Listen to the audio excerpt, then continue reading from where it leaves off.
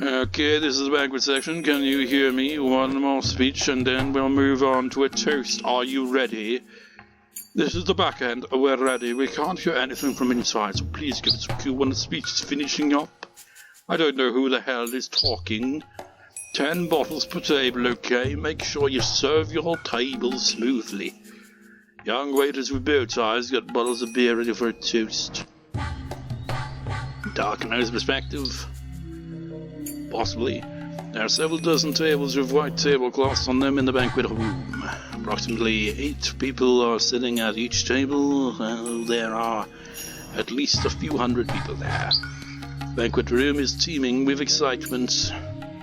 There are many plates with different kinds of food on each table. A sushi platter, a sashimi platter, a fruit platter. Also along the way there are cooks ready to serve fresh sashimi. All the guests appear to be well-mannered gentlemen, and obviously they are notable people from different fields. The huge and beautiful chandelier above them clearly tells that this hotel holds a status good enough for those famous people. The elderly gentleman is giving a long speech on the stage before making a toast. Usually people don't like such long speeches, especially if it's poor toast, but the guests are actually excited with his speech. Maybe the word excited isn't suitable. I'm getting a sense of deja vu from this scene, to be honest. Maybe it should be described as an upsurge in a strange way. Yeah, this is exactly the same fucking thing. Didn't we see this earlier on in this arc, or the previous arc? Anyway, Japan accepted a ban for unconditional surrender the day they did the Pacific War end. In other words, even if they had to take care of further business, the war ended that day according to international law. From that day on, there was peace. Therefore, if any troops invaded Japanese land during that peace, that would be an encroachment against Japan. No matter what the Soviet Union says, the northern territories are Japanese land. It should be clear to everyone that they invaded illegally. What are we talking about here?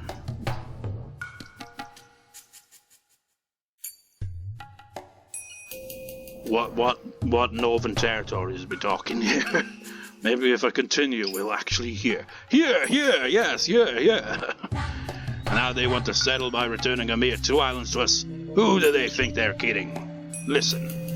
Hamamai, Shikotan, Kunachur, and Itarapa are Japanese territory. Their total area is equal to an entire prefecture. What do you think of the Soviets invading and occupied one of our prefectures? Would you settle for just getting a half of the prefecture back? No, you wouldn't. You'd have the entire area returned to you. Yet the Soviets are brazenly sitting there claiming vested rights to the land. This is no joke. We must strongly oppose this to the bitter end. Return all the northern islands. Our nation must demonstrate unwavering resolve on that point. That would be hilarious if these territories are like very far away from Japan and a lot more closer to like Siberia or some shit. I'm gonna actually look up these areas, see what the hell they're talking about. So a moment. Interesting. So they're like islands like off the coast from Hokkaido. So the interesting thing is, looking at it in Google Maps, you got a few of these islands are like considered Russian territory, and then you got these 4 which are, Japanese territory. And consider this is supposed to take place in the,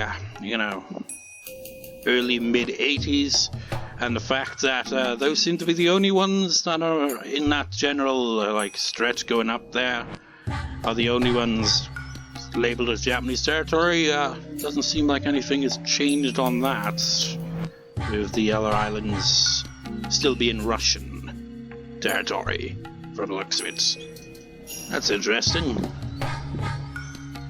Thunderous applause filled the banquet room. It's all, I find it kind of weird, how countries will do that with territory. Like this is part of our land. And it's like, okay, for what reason? It's like, because reasons, whatever reasons there may be, even though these islands are apparently, if the Google Maps thing is correct, uninhabited. So, I suppose it's got all purposes as well. It's like, I don't know. It's a bit weird. And it's like you have like, be like, okay, let's get a piece of the, you know, Antarctica pie, shall we? We claim this bit. It's like, why? Because we own this bit of land, because reasons, and shit like that. It's like, but it's halfway across the freaking planet from where you are. It's like, yes, but we own this little bit of land. See? We stuck a flag in it, you know. Haven't you seen Eddie Izzard, you know, stand up on sticking a flag in like land and claiming it for your own country and stuff? I don't know. Thunderous applause filled the banquet room. All gentlemen agreed and expressed that they felt that way by cheering him on. In all that hubbub, there were two people standing by the wall who didn't seem to fit in with the rest. What the hell is he doing here? They were wearing sharp-looking suits, and while a little too old to be called young men, were certainly young compared to all the elderly gentlemen in the banquet room.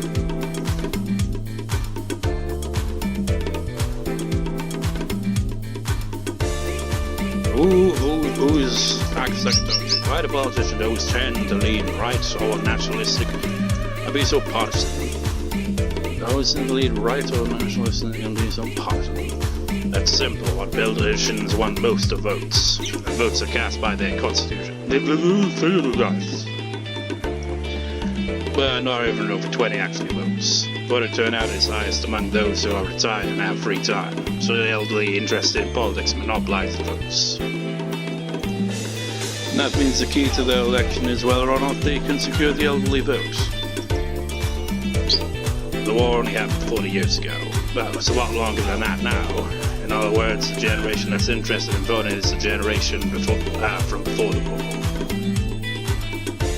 My mother talks about air raids often. She used to live near Matsuribayashi, and she lost all of her family in an air raid. She had to walk across the burnt fields all alone. That's right, my parents went through the war. They shed their blood, sweat, and tears, believing it was for the good of the nation. We lost the war, but they believe the war still brought about change that serves as foundation for the peace we have today. I hear that a lot. That if Japan hadn't fought in the war, the Asian countries would still be Western colonies. There's no way we could have won, but we needed to fight in that war or something like that. What is this music?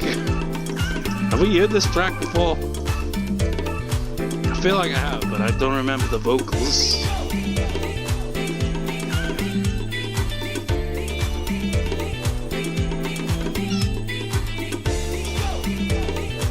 I just... like, the whole Asian countries would still be Western colonies. I mean, you know, Britain being the complete bastards, like, oh, we're like, you know, pretty brutal here, you see, and then they're like, after that, it's like, okay, going back to the ideas of things like, okay, we had World War II, we're coming back to Britain. What's that? You got back. There's Indian number all the countries. Give them back. Alright. Oh, we need the Falkland Islands for strategic sheep purposes. Something like that. But anyways, I just find it kind of odd because, like, you know, it's like, I don't know, the way it's kind of worded there, it's like, yeah, you know, Japan fought back those damn Westerners, kicked them out of there, but they were also kind of, you know, trying to, you know, take over as well. Okay, we're gonna make you all bitches. A bitch, you know. In that case, no matter how much they preach pacifism, politicians can't ignore the pre-war generation. War is bad and we should never again fight a war. But that war was necessary. Unless they say things like that, it's like they're denying the very lives that generation lived. I see. Politicians have to work hard to earn votes, huh? Yeah. That seems to, like, be a pattern throughout, you know, history, probably everywhere on the planet. Just like countries and the neighboring countries constantly invading each other and, like, generally not getting along.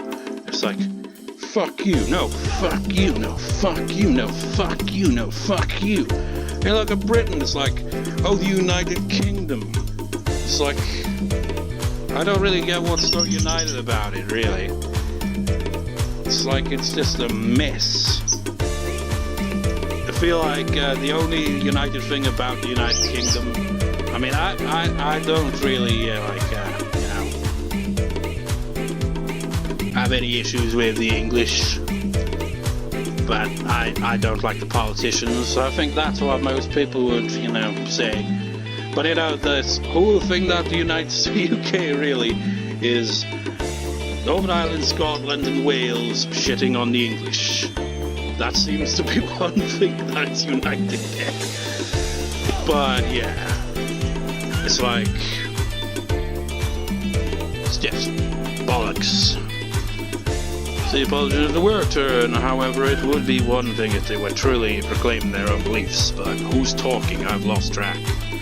Many of them are simply saying that to get elected. As long as there are politicians trying to win over what remains of the pre-war generation, this country's post-war will never end. That's how the ghosts of the war will pass through, pass their will on to the next generation and keep things the same for the next bloody. Just keep repeating that the war was justified yet regrettable every time an election takes place. When will our country ever be freed from that cycle?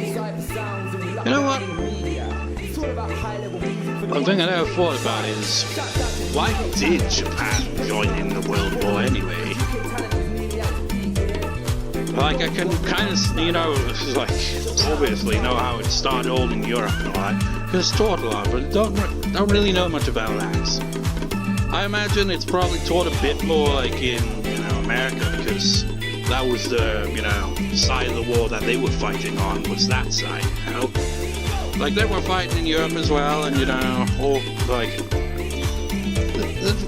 whole point of it being a world war is that multiple countries involved, there's battles going on in various different countries and all that. But, it seemed more like the Pacific side was America and Japan, while, all the other ones were like, okay, in Europe mostly, There's even a bit in North Africa, I think. I'm not sure. I'm too familiar on that islands. It was a big clusterfuck, to say the very least, of a war, wasn't it? It's simple. Young people need to vote. Don't be fooled by war stories. Vote for those actually pushing policies. Realistic policies, that is. It's basically the story is saying is like, don't cast aside your vote. Oh, young people, this is how shitty people get into power, because you're not, voting for better policies or whatever, I don't know. Even though most politicians are kind of shit regardless. Yeah, there are a few who talk about some pretty unrealistic things. Akasaka, isn't that the F table? There she is, let's go. Our speech will ended and the elderly gentleman will be giving the man on the stage a standing ovation. Two men walked through the crowd and approached an old lady in a kimono. Yes, well, that would be me, but who are you? I made an appointment with you on the phone yesterday. I'm Akasaka. Then the scene just abruptly ends.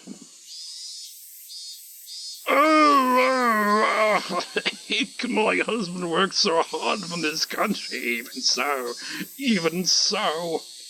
Madam, I understand what you're going through. This wasn't really anything out of the ordinary. It's just a switch to a different scene with very little warning. It's like it just kind of abruptly changed. Nobody could remember if there had been a donation or not, so a handful of politicians were questioned.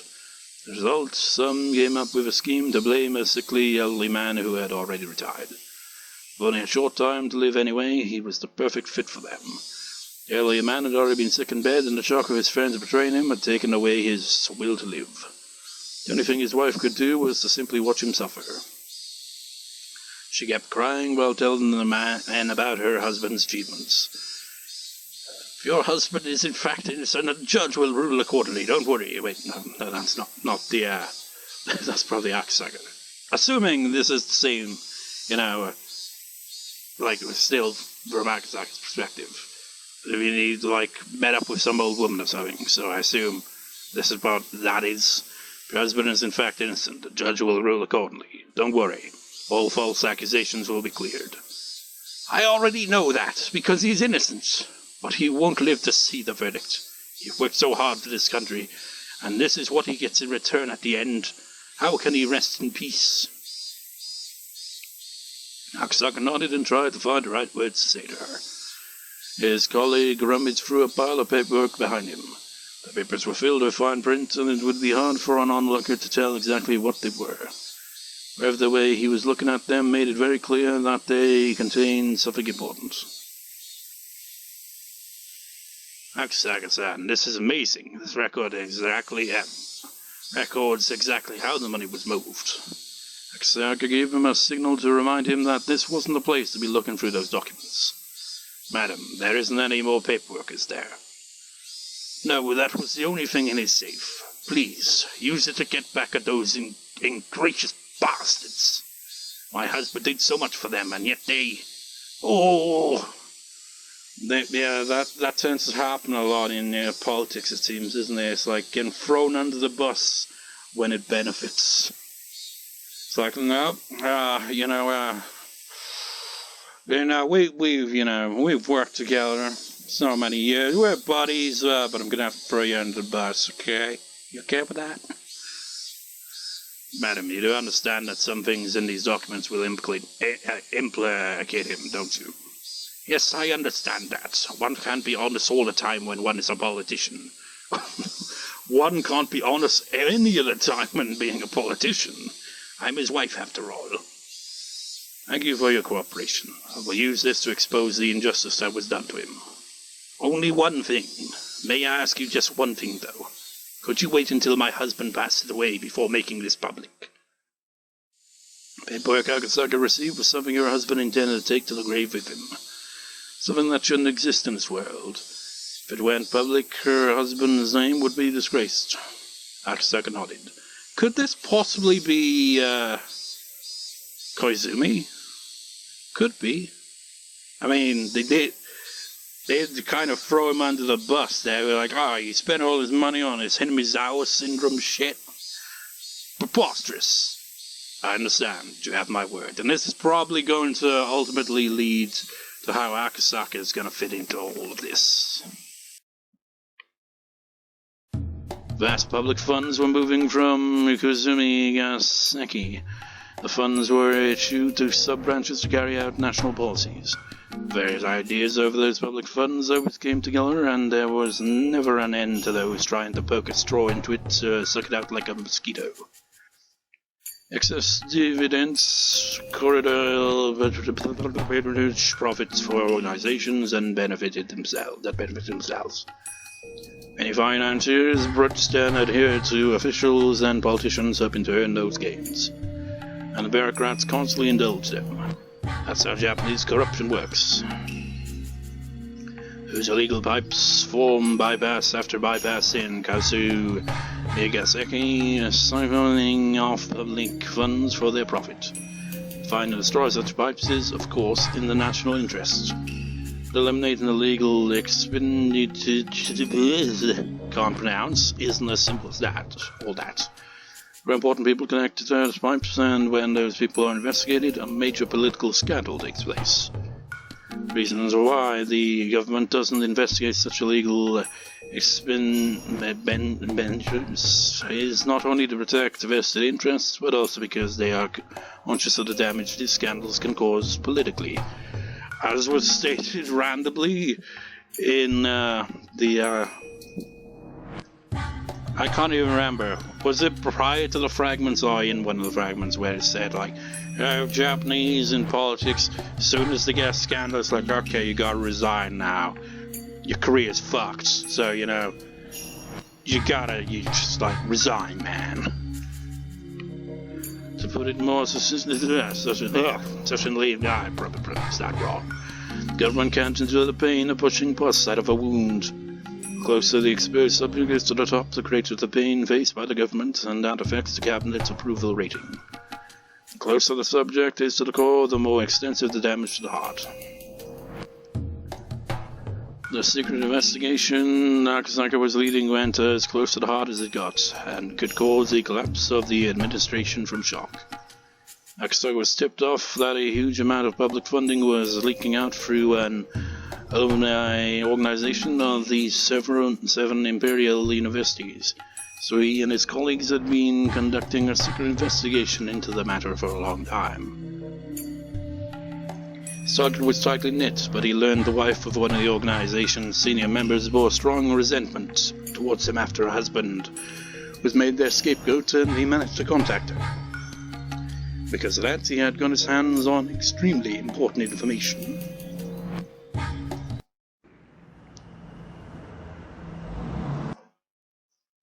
What was that? The sound effect, boom, and then he just cuts off. Good work, everyone. We've almost gathered enough proof. Akasaka brought us in, particularly shocking. You must have worked hard to get it. Great work. Thank you.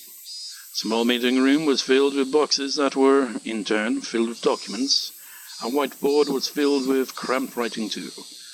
A few of the investigators in the meeting room, which was also filled with smoke, were reading the documents intently. It's like, I can't fucking read it. There's so much fucking smoke. Would you stop smoking in here, you bastards?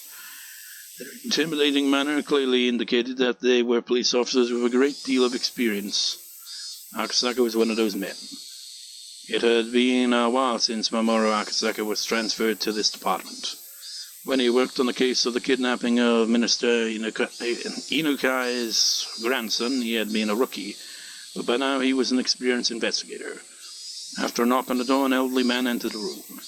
Everyone straightened up all at once. Sir, thank you for stopping by. Thank you. You don't need to stand. Relax. I brought a wonderful gift for you all today.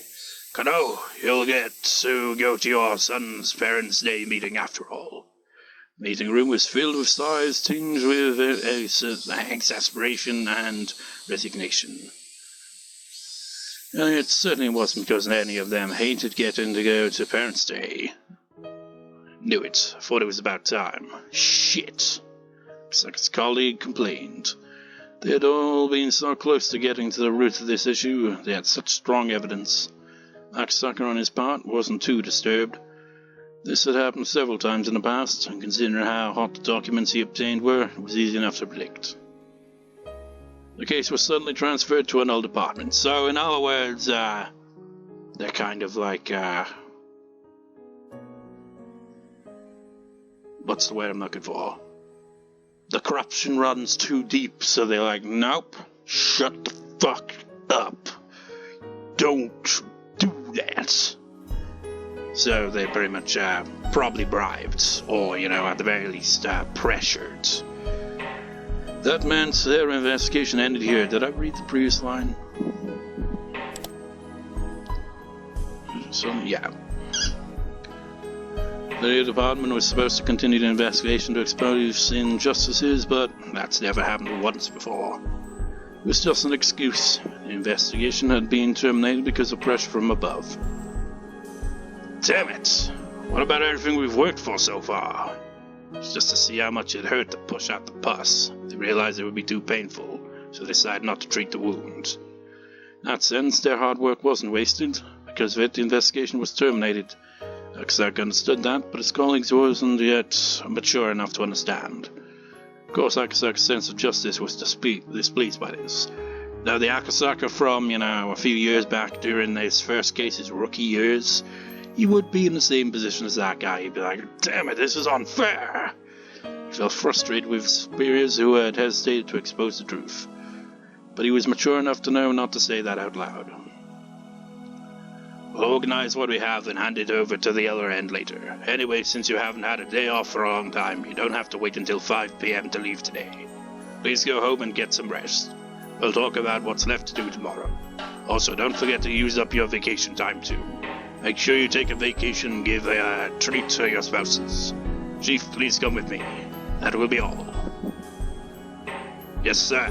There is a long secret investigation left a bad taste in his mouth. With its resolution, he managed to earn a holiday until the next instant arrived. Well, I guess we'll do as he says. Everyone go home and get some rest. Is this how he ends up going to Hinmizawa? This is probably what happened in the previous arc when he made a cameo appearance. Like, hey, I got vacation time, so I decided, come to the general area, with my wife to go to the hot springs and stuff. But, he was just dropped into Hinamizawa, for a visit. He was actually staying somewhere else in the area. That was still quite a fair distance away from it anyway. But how will it play out this time? If you go home that early, you might find out your wife is having an affair, Dumbass, you don't know anything. Akasaka-san and his wife are madly in love. He calls her every night from a public phone in a different building. I envy you, Akasaka. My wife is pretty gold. Ta-ha-ha-ha instead of ha-ha-ha. I want to see how that actually looks in Japanese now.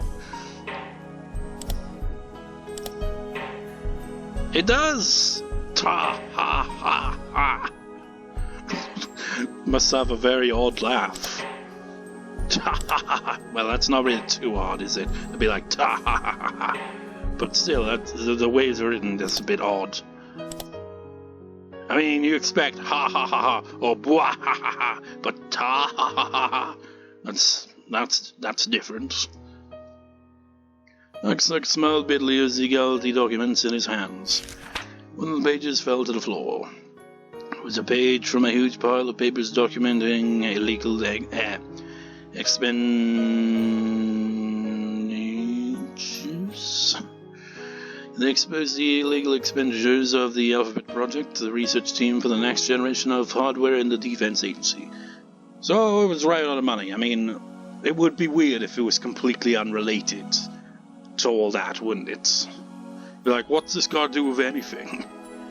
It's entirely possible that this project was created in the first place for the purpose of funneling these illegal expenditures. When he saw the paper, one thing caught Akasaka's eye. He picked it up, looked at it, and tried to remember. Remember, Akasaka. It was a list of people who illegally received public funds. It was also a list of retirees who were still very much in love with money. There should have been no connection between those people and Akasaka. However, there was one thing that caught his attention. The Erie Clinic. As soon as he said it, all sorts of memories resurfaced. Remember, yes, the Erie Clinic. When he was working on the case of Minister Inukai's grandson's abduction, he got into a scuffle with the suspects and became injured. He was taken to the local clinic. As he recalled, the name of that clinic was the Erie Clinic. He started to remember one thing after another. His very first experience with wading into the muck. It was burnt into his mind like a fresh memory, and he could vividly recall everything that happened. His daughter was about to be born, and he really didn't want to go to Hinamizawa. He met a Wishi who taught him a lot of important things. He also met a girl in that village. Her name was Yes. Her name was not Yes, it was Rika Fruite. That was it. How long had it been? How old was she now? As he remembered her lovely smile, he also remembered the ominous prediction she made. Now, that's the most important thing for him to remember there. She had predicted that if he didn't go back to Tokyo, something terrible would happen. At the time, he took it as nonsense, but he felt something odd about it, as if it was a divine omen. Then he had remembered Yuki, who was about to give birth. He became concerned that something terrible would happen to her. But he couldn't just leave and go back to Tokyo. That's why he called her right away. He told her something would happen. He told her to be very careful until he returned. Yuki had laughed and told him he was being paranoid. But that phone call indeed saved her from a calamity. That's interesting, isn't it? Because, he didn't actually go back to make sure it didn't happen. He simply called her. And that is like a kind of butterfly effect. Changed the course of that. Because, spoilers of sorts, the calamity would be that, I think she, walked into, a stairway or a elevator or something and then fell to her death. I forget how it happened, so it's not really much of a spoiler saying that. But that's how she dies, something like that. But I guess the phone call makes it so that she doesn't end up going in that same path that leads to her death. Akasaka found out about that when he visited her after returning to Tokyo. A few days after his phone call, the janitor was seriously injured when he stepped on a loose tile on the stairs on his way to the rooftop. Yeah, that's how she died. But she didn't die this time because the phone call made it so that she didn't end up going up on the roof. Because I think, if I recall, she liked to go to the roof of the hospital, I guess. I forget her reason for it. But if she would have done that, she would have fallen to her death. But instead, the poor janitor got it instead. But since it says seriously injured as opposed to, dead, maybe the janitor survived that. Also heard afterwards that Yuki had a habit of going up to the roof for a walk every day. But because of his phone call, she had stopped doing it. If he hadn't called her, she would have been the one to step on the loose tile. In other words, Rika Freida's prediction had been correct. There was no proof, but Akasaka still believed that he was able to save Yuki only because of Rika Freida's prediction. You know what, I picture this whole time as he's lost in thought, he's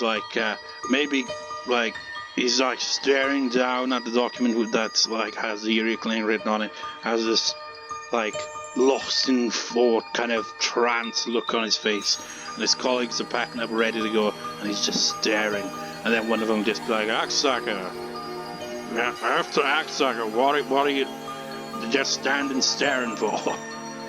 He'd intended to call and thank her for saving Yuki, but the busy days that followed put it out of his mind. Rika-chan. He wondered if she was still doing well, if she was still smiling. I mean, that image there is how she looked when he was there several years prior, and she still looks the same. How's that work? Actually, I can remember the sad prediction she made on that night under the moon, while still wearing that smile. That's right, she said something. She predicted someone would get killed on the night of the festival every year. Then on the 5th year in, she'd be the one to be killed. That's right, he thought she did say that. The 5th year, that's this year. That's a good thing you remember now. Festival is, that's right, it's in June. If you remembered correctly, it happened on the last Sunday of the month. You know what, I'm just gonna theorize here. I imagine in the previous scenario where he actually visited Rika, but didn't actually end up doing anything, I imagine in that world he didn't remember the warning that Rika, the ominous prediction of her own death. He probably forgot that bit, but remembered the other bit so that his wife didn't die in that scenario, but he forgot about, Rika's ominous prediction of her own death. Or maybe he simply didn't believe it. But now because Rika's actually, went through that fragment and communicated with Akasaka in some bizarre way, now Akasaka is now, able to kind of remember her a bit more, I guess. Did I read all that? I always have a habit of doing that. And correctly, it happens on the last Sunday of the month. Akasaka looked at the calendar. It was June 1983. Although there was still some time, the death she predicted for herself was coming up. The girl who'd predicted Yuki's accidents also prophesied a mysterious incident would occur annually for the next 5 years. If they'd actually been happening, then it would happen again this year. I imagine in this scenario he looks up, researches it, and finds out that all her other prophecies there have come true, and then he's like, you know what? Gonna believe her and actually take it seriously, Akasaka wondered if Oishi was still at the Okinawa PD. If the annual incident she predicted actually was taking place, he would know. Well, he damn sure does know. He's on the wrong track when it comes to suspects on who's behind it, but he knows a lot about it. In other words, he could confirm if Rika Freide was going to be killed or not with a phone call to Oishi. The girl who predicted her own death had muttered that she didn't want to die. Muttered? No. It was clearly a plea for help. A young girl who was trapped in the fathomless, bizarre traditions of a village she couldn't escape had sought help from him, an outsider. She paid his reward in advance, in the form of foreseeing Yuki's accident. He had to get to her. He had to go save her. A flood of emotions filled him up. He felt as though he had finally remembered something he was never supposed to forget. That's right. He had to go to Hinmizawa. He had to save the girl who asked him for help. Hello, welcome to PD. Hello, is Karudo Oishi still working in your investigation department? If he is, may I talk with him, please? Excuse me, may I ask who's calling? Could you tell me it's Akasaka from the police headquarters? Oishi was a very lively person, but he'd been old even back then. Maybe he'd already transferred somewhere else, or maybe he'd since retired. It'd be funny if he also thought, or maybe he died. But if he was still there, he'd be happy to hear from Akasaka. He sure had a unique laugh. Oishi-san, there's a phone call for you. Someone from the police headquarters in Tokyo. Tokyo? Who could that be? Hello, this is Oishi. What? Oh my, how have you been? There's a distinct laugh. We don't get to hear the rest of the call, though.